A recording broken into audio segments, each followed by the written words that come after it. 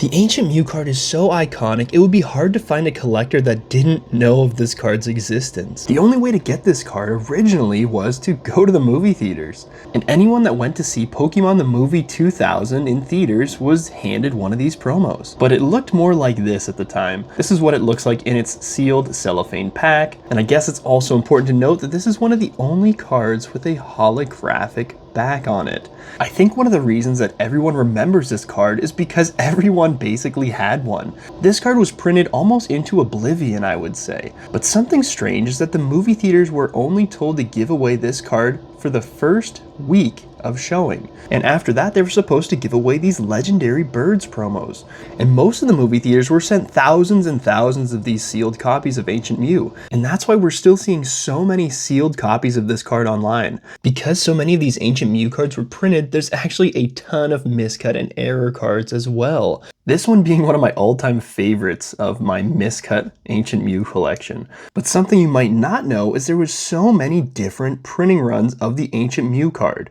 This US print was only the last print run, but in Japan there was at least 3 different printing runs. The first Japanese Ancient Mew cards didn't even use a Cosmos holographic. Instead they used almost like a rainbow prismatic foil. A really important error that they made was that they spelled the word Nintendo wrong on the bottom of these cards. So effectively these were called the Nintendo errors. And that brings us into the second print run. This was called the corrected print run, where they actually fixed the spelling of that Nintendo error. And this second print run is a lot more rare than the actual error run, which is kind of funny, honestly, kind of ironic. And then finally we get into the third print run where they decided to change out that prismatic holographic for the Cosmos that we basically see on the English version. But there's an important Ancient Mew variant that I haven't talked about yet, and this is the missing print layer Ancient Mew.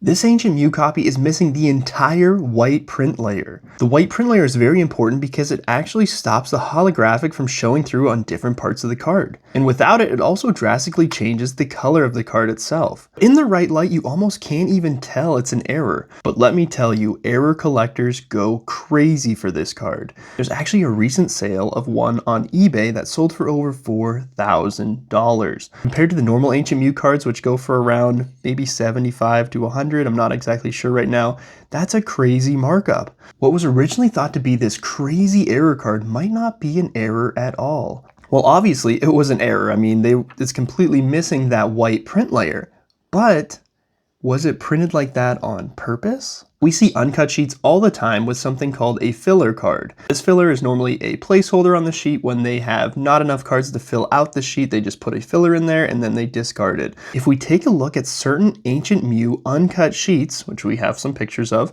there's actually one card on some of these sheets that is that missing print layer Ancient Mew. So it wasn't that this error affected an entire sheet, but it was just one card right like smack dab in the middle of the sheet. So this was definitely done very deliberately, almost like a filler card. But seemingly there's no reason for them to make one of these cards without the white print layer, especially if they did this on purpose and they discarded or supposed to discard all of the ones without that layer. This would just end up making a whole bunch of extra work hours and extra time looking through that they wouldn't have to do.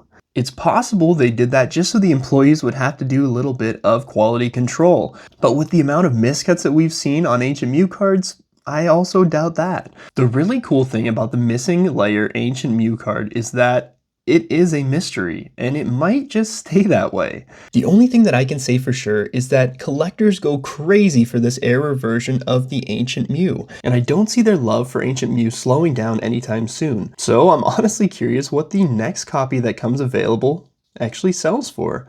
Thanks everyone for watching. If you enjoyed this, please don't forget to like and subscribe. I'd like to give a special thanks to my buddy PokeRiz. He actually gave me a video of him opening up a simple mailer holder that has the missing layer Ancient Mew inside. Thanks to Brahella Errors on Instagram, he gave me a little more information about these Ancient Mew cards. And also shout out to McLaren't, also on Instagram. I actually just kind of nabbed his pictures off Instagram to show here in this video as well. They're all of my error collector buddies, so if you're interested in seeing more error cards, go take a look at their Instagrams. It's linked down in the description.